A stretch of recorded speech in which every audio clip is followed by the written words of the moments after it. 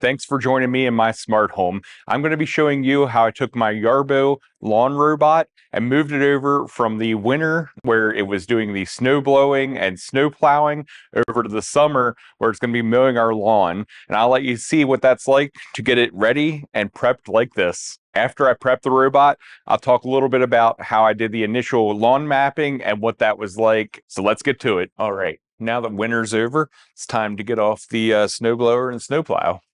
Take these two, you flip them up and lift it off. And then you take the Allen wrench and you undo this little screw right here. And this pops off. And then you twist it to the unlock. And then you pull it off and it's disconnected. Next, I'm going to switch out the antennas and put it on the low antenna. That way we don't catch it on any trees or anything. So the first thing I do is take out these 3 screws here. All right, and with these 3 screws, you can see this comes up really easily, and I can unscrew it right here. And that comes off just like that. And then I'll get this disconnected, and we'll get the low antenna on. So you take this, and you just untwist it here, and you have your low antenna and your high antenna separate. So let's get this guy on. So the first thing you do is you slip this little C-shaped item down around the bottom, and you slide it up. And then you put the top on, and then you attach it with 2 little screws. So let me get these attached. So once you have that attached, it's all connected here, and you slide it down, and then you put on these 3 little screws with the Allen wrench. I'm going to go ahead and do that. And the last step is just attaching the low antenna, which just sits on here, and then you twist it until it's tight, and then you're all finished. So now that I got this one done, I'm going to jump over and do this one. All right, now I'm ready to switch out the tracks themselves. The first thing you do is take off these 4 screws here with the Allen wrench and take off this plate. All right, now the plate's off. The next thing you do is you loosen this bolt right here. Once this bolt's nice and loose, just finger loose here, then you can take this one out right here, this little screw with this Allen wrench. And once you have that out, you take the track wrench and you put it in the slot right here, and then you loosen everything up until you can get the track itself off. Once you have that nice and loose, you go ahead and take your track off. You just lift it right off the end, and it pops right off, and you go grab your other track. Here you can see our summer track, definitely a very different track. And what you're going to do is you're going to line it up with the wheel that has the motor attached to it. And then once that's lined up there, you're going to stretch it out and pop it down over the other wheel, just like that. Now you're going to do everything in reverse. So you get your track wrench, flip the direction, and tighten this up.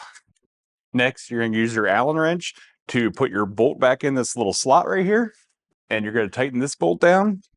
And once that bolt is tightened there, you're going to take your cover, put it back on top, and use your 4 screws here with your Allen wrench and get it back on. So I'm going to do that and finish the other side. All right, now that we got the other treads on, switched out the antennas, we're ready to go.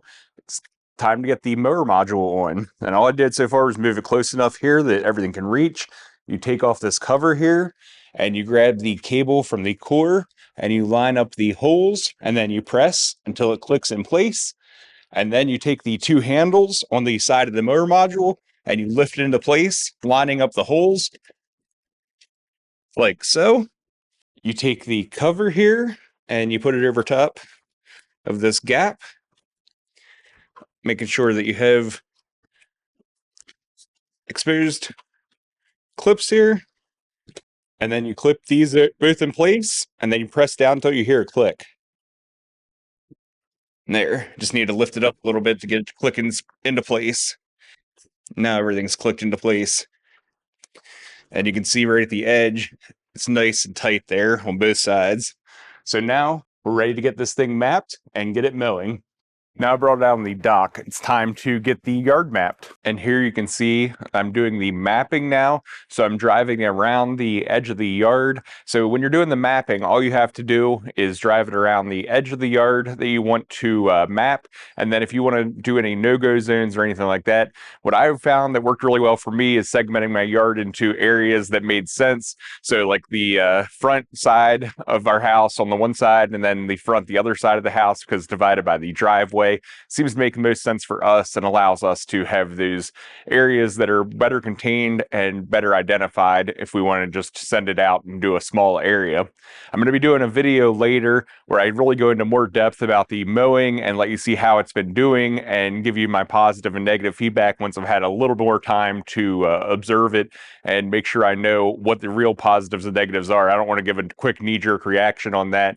I just want to make sure that I have all the data for you before I, explain that. So I hope you enjoyed today's video, and if you like this one, you're probably going to like these other Yarbo videos over here as well. And make sure you like and subscribe so you don't miss the future videos where I tell you about the lawn mowing and future enhancements they're making with the product.